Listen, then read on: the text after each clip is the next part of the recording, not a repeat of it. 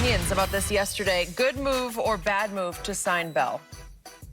Given the running back situation in Kansas City, Skip, I think this is a good move. I mean, if you look at Kansas City, their running game is not what they thought. I mean, Edwards-Helaire got off to that great start on opening night, and since then, Skip, it's been nothing. And if you look at him, Skip, and people are like, oh, he's a Brian Westbrook, he's going to be perfect for Andy Reid's offense. I was like, he's not Brian Westbrook. He reminds you of more Darren Sproles. Skip, he's not a short yardage and goal line back. If you think about this, arguably you can make a case that Barry Sanders is the greatest running back in NFL history. Skip, they took him out in short yardage and goal line because he's not a power back. So, nobody thinks Edwards-Helaire is Barry Sanders, Skip. So what I told Steve this, I said, the thing that's concerning about me is a short yardage and goal line. Yeah, he's a change of pace. Yeah, but he's more fluff than substance, Skip. He's not a guy that's gonna barrel it up in there and, okay, they missed the block and he's gonna run over somebody and get you a first down. That's not what he is. And I think Andy Reid's come to the realization that if Le'Veon has anything left, he can really help us. And so the thing is, but short yardage and goal line, Skip, sometimes you just gotta plunge it up in there. And that's not Le'Veon's style. Le'Veon likes to, okay, see it develop. You know, in short yardage and goal line, ain't nothing to develop.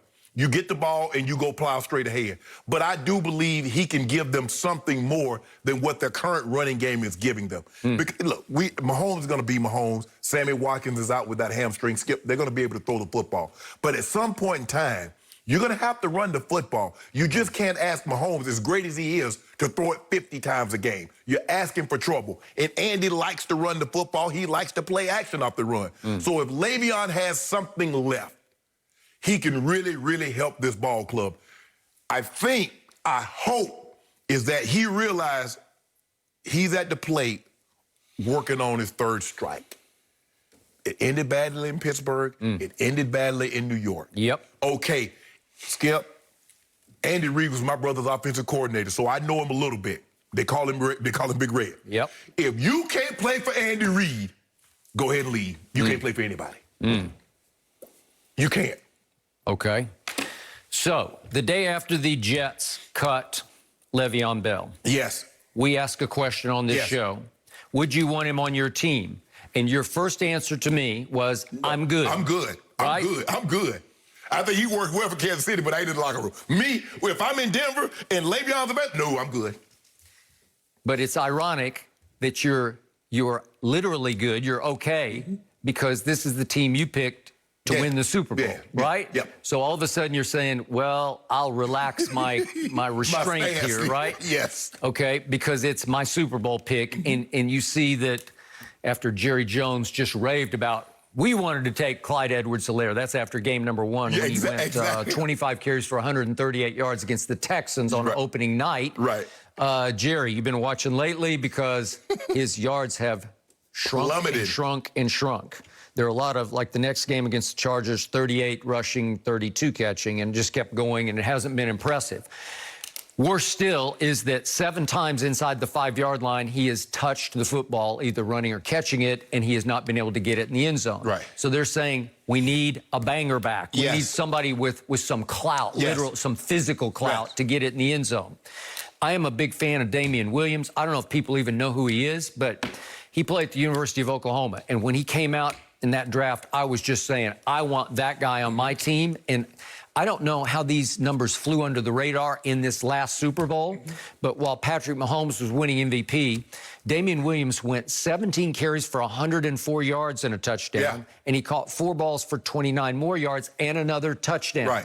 Well, listen, those are MVP-type numbers. And that big run that broke that ended the game. I know, and you could make a case, well, was he right in the conversation for MVP? He was. Yes. Damian Williams opted out because of COVID-19 and because his mother, who has been his rock his whole life, has stage 4 cancer. So he said, I just can't risk this. I want to be with her. God bless her and him. I'm knocking on wood for both of them. He's gone for the year. So They scored with the draft pick, and it looked like it would put them over the hump. And again, I still love Clyde Edwards-Helaire. I'm not going to discount who he is. He's just a rookie. He's trying to find his way, and they're trying to figure out how to utilize him the best. But Skip, it's hard to be a banger when you 5'7", No, 200, 205. I got it. So all of a sudden you say, can this be the new Patriot locker room? Can Patrick Mahomes have such presence and power as a player and a leader of that team that he can exert his influence on Le'Veon to say, hey, here we do it this way. It's Brady-esque. Yes. Where in this locker room, we all sacrifice for the good, the greater good of the whole, Correct. right? Well, can he drive that point home? Maybe. I don't know.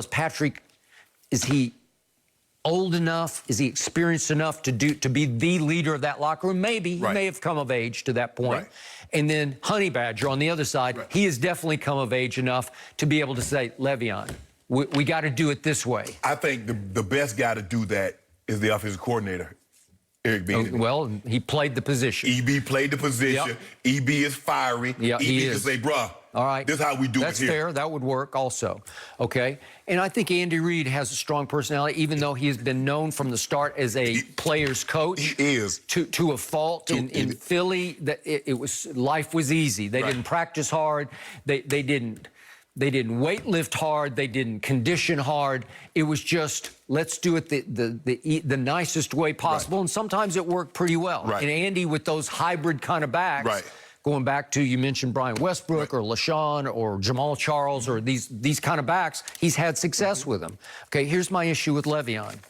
He has become more trouble than he is worth. 2017, monster, just off the charts, dominating back. Since then, not so much. 2 years with the Jets, he averaged 3.3 yards per carry. That's 51st of 53 qualified running backs over that period of time, over a year and what are we, a year and almost a half. Not good enough. So I saw a stat this morning. He scored one every 34 times he touched the ball as a Steeler. He scored one every 84 times he touched the ball as a Jet. So it just wasn't working. Has he run his course in this league? You certainly can't argue that his body's used up because he ought to be pretty fresh. He should be very fresh. Skip, I think the thing is, and people say, well, the Jets aren't any good. Well, he went there to make them better. He knew what he was signing on with. He knew he wasn't going to a team that was a Super Bowl title contender. He went there because they offered him the most money. And if the Jets weren't good, his job was